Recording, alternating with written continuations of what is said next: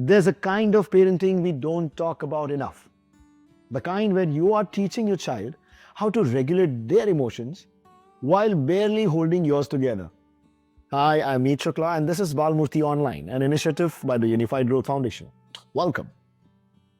In today's episode, Parenting While Healing, the messy truth of being a cycle breaker, we are diving into what it really means to raise emotionally healthy children while still untangling the emotional knots we inherited ourselves. It's raw, it's uncomfortable, but it's also powerful. Because breaking cycles isn't about being perfect. It's about showing up, owning your missteps, and daring to repair. Now, before we begin, if you're only listening and not watching this podcast, make sure to check out our channel for the video version of this very same episode. And don't forget to subscribe to our channel so you don't miss more parenting videos like this one. Let's have a look. Priya, can I just say something? I yelled at my daughter yesterday. Like, really yelled. Over something so stupid. Arjun, what happened?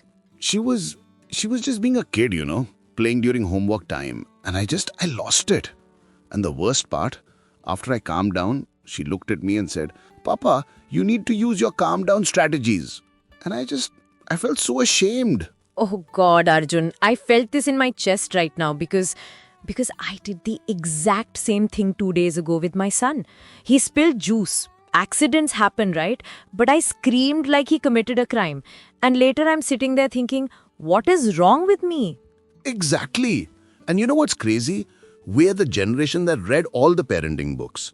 We know about gentle parenting, emotional intelligence, all of that. But when the moment comes, It all goes out the window. everything. And then you feel like a fraud. Like, who am I to teach my child about managing emotions when I can't even manage my own? This is exactly what we need to talk about today because I think every parent listening to this right now, whether you're in Mumbai, driving through Bangalore traffic, or making dinner in Delhi, you felt this. This guilt, this shame, this feeling of, am I missing up my kid?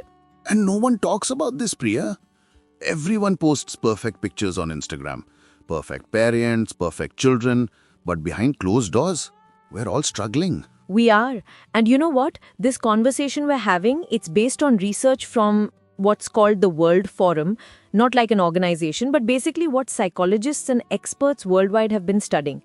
And they're saying something revolutionary. What? That this struggle we're feeling, right? It's not because we're bad parents. It's because we're trying to give our children something we never got. We're parenting from an empty cup, yeah? From an empty cup? That's exactly it. And this content, by the way, is been curated by the Balmurti editorial team, part of Balmurti Online in English, an initiative by the Unified Growth Foundation. They're bringing these conversations to Indian parents because we need this. We desperately need this. So tell me, Priya, why? Why do we lose control like this? I swore when I was a kid, I swore I would never yell at my children the way my parents yelled at me. But here I am, doing the exact same thing. Because Arjun, there's this expert, Dr. Bessel van der Kolk. He wrote this book called The Body Keeps the Score. And he explains that trauma lives in our body. Not just our mind. Our body remembers everything. What do you mean? Okay, so imagine this. When you were a kid, if you talked back to your parents, what happened? Oh God, instant punishment. A slap or worse, that silent treatment that made you feel like you didn't exist. You learned very quickly. Keep your mouth shut, don't express, don't feel. Exactly. So that got wired into your nervous system. Fast forward to today, your child talks back and your body thinks danger, threat, must control this situation. Even though your 2025 brain knows that children expressing themselves is healthy. So I'm not reacting to my child. I'm reacting to my own childhood. Yes, you're dealing with two children at the same time, the one in front of you and the wounded child inside you. Priya, wow, that's heavy. Because when my daughter cries freely, sometimes I feel this weird anger. And I never understood it until now. It's jealousy, Arjun. Jealousy? Yes, she gets to cry. She gets to be angry. She gets to be authentic and still be loved. We had to hide everything to be good children. We had to choose be yourself or be loved. We couldn't have both. God, Priya, you're making me want to cry right now. Because you're right.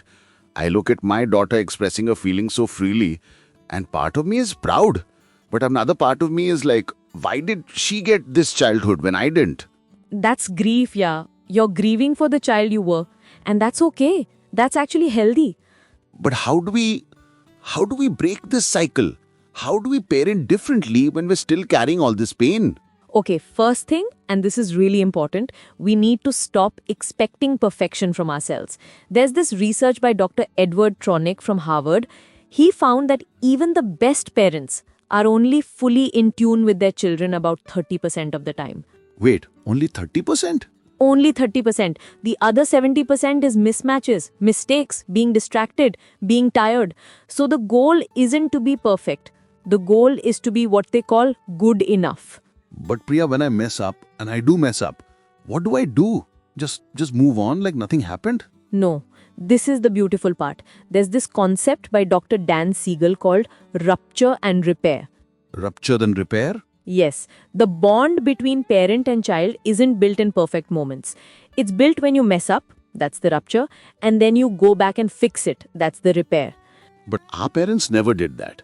They never came back to apologize or explain. Exactly. That's what makes us different. Yesterday, after I yelled at my son about the juice, you know what I did? What? I went to his room. He was playing, pretending nothing happened. You know how kids do? And I sat down and said, Beta, Mama lost her temper. I was stressed about work and I took it out on you. That wasn't fair. I'm sorry. I'm working on handling my big feelings, just like you're learning to handle yours. And what did he say? He just hugged me. And then he said, It's okay, Mama. Everyone makes mistakes. And Arjun, I cried. Because that simple interaction taught him more than any perfect parenting moment could have. That relationships can survive conflict. Yes, that people who love you can hurt you sometimes, but they come back. They repair. They don't just pretend it never happened. Priya, I have to tell you something. My cousin Neha in Delhi, she called me crying last month. And she told me something that shook me. What happened? Her daughter, Aradhya, she's 5, came home upset from school and just started crying, loud, messy, expressive crying.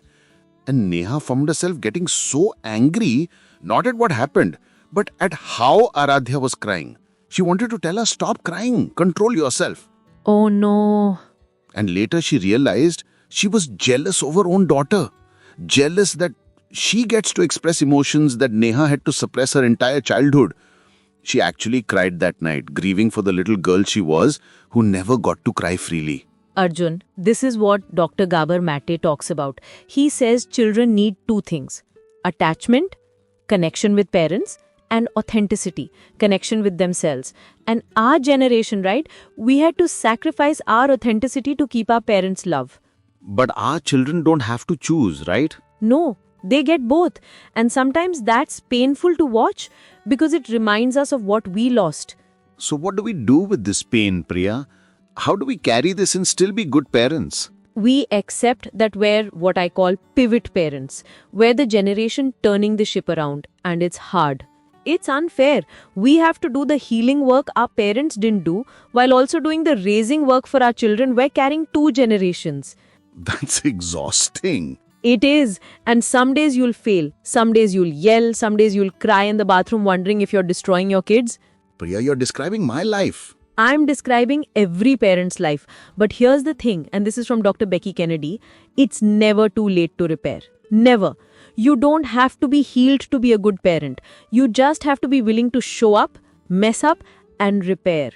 But what if I keep messing up?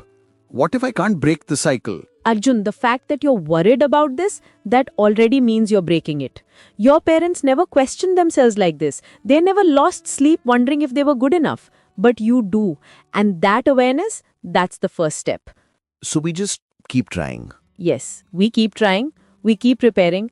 We keep showing our children that adults can say sorry, that feelings are okay, that they don't have to be perfect to be loved. And one day our children will be adults who don't need therapy to recover from their childhood.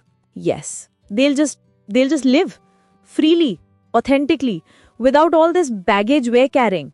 That's worth it, isn't it? Every awkward, messy, imperfect moment of it. Priya, thank you for this conversation. I think I needed to hear this today. Me too, yeah. Me too. And to everyone listening, if you felt seen today, if you cried a little, if you thought finally someone understands, you're not alone. We're all in this together. All of us pivot parents trying our best, messing up and trying again. And remember, rupture and repair. It's never too late. Never too late. Take care of yourselves, everyone, and be gentle with yourself today. Namaste. Namaste. You won't always get it right. You will raise your voice when you meant to. Breathe. You will say the wrong thing and regret it 5 minutes later. And still, you are changing the story. You are the pivot parent, carrying 2 generations, repairing the past while protecting the future. If something in this episode echoed your own journey, take a moment and tell us what it brought up for you.